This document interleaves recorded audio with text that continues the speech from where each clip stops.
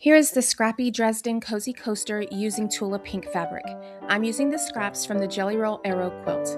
Materials for this section: a measuring tool of your choice, I love the Stripology Ruler, template sheets to copy the template, Sharpie to write on the template sheet, heat erasable pen to write on fabric, and of course something to cut with. Pattern template to fabric.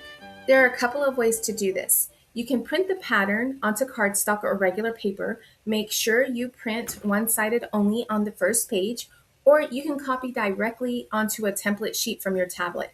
This is the method that I will be using.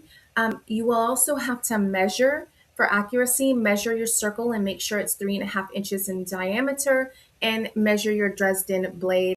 Make sure it's 4.5 inches. I use a template sheet because I can keep it for later use and it lessens the likelihood of me losing it. Now we have our template cut out. We are going to trace around the templates onto the fabric using a Frixion pen or a heat erasable pen.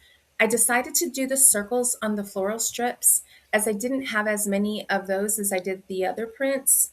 In addition, I also decided to trace on all the floral fabric strips because I wasn't sure what color combinations I wanted to use. So this way I could see the color combination in situ.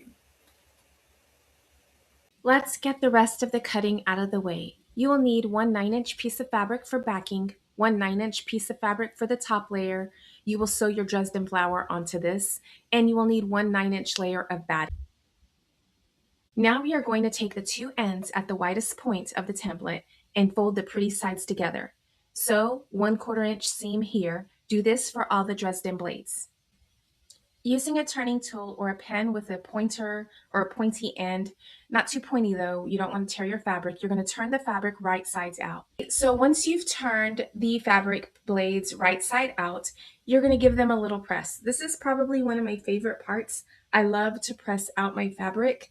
And then you're going to coordinate them by color in a manner that you like or that you find aesthetically pleasing. You see here, you're going to connect each blade using a 1/4 inch seam until it makes a complete circle. This project is really simple. There are a lot of instructions, but the instructions are simple. So it is one of the reasons why I love the Dresden block, because it's not technically difficult, and it always looks so great. So I don't know very many ways to do the circles. I know they have these shapes called perfect circles, and I did it right once, but since I have not been able to get those same results, what I use is a basting stitch. A few things about this stitch is: one, there is no need to tie a knot at the end. This allows you to adjust the tension of the thread and fabric. Two, it is a loose stitch, so don't pull tight, which will be hard to because you don't have a knot at the end. And then three, it is temporary. It'll be removed once you sew it onto your fabric. To base the stitch, you will punch the needle through your fabric. It makes sense that this stitch is sometimes called a gathering stitch because you can see the fabric gather into little pleats. These pleats help ease the curve so it lies smooth and remains circular. So a couple of things that you'll have to kind of decide is whether you're going to hand sew or machine sew. I'm showing you an example of hand sewing here, and I'm only hand sewing the circle at the moment. But what I ended up doing was doing a simple zigzag stitch all the way around. I do think a zigzag stitch is beginner friendly.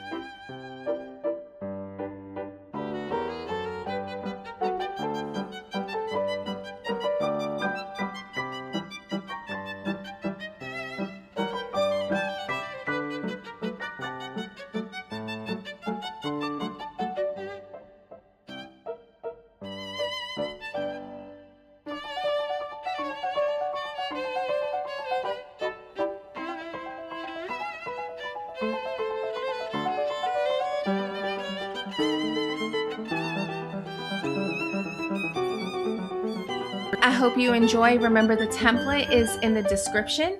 Thank y'all for watching, and come back not next Saturday, but the following Saturday for a different video.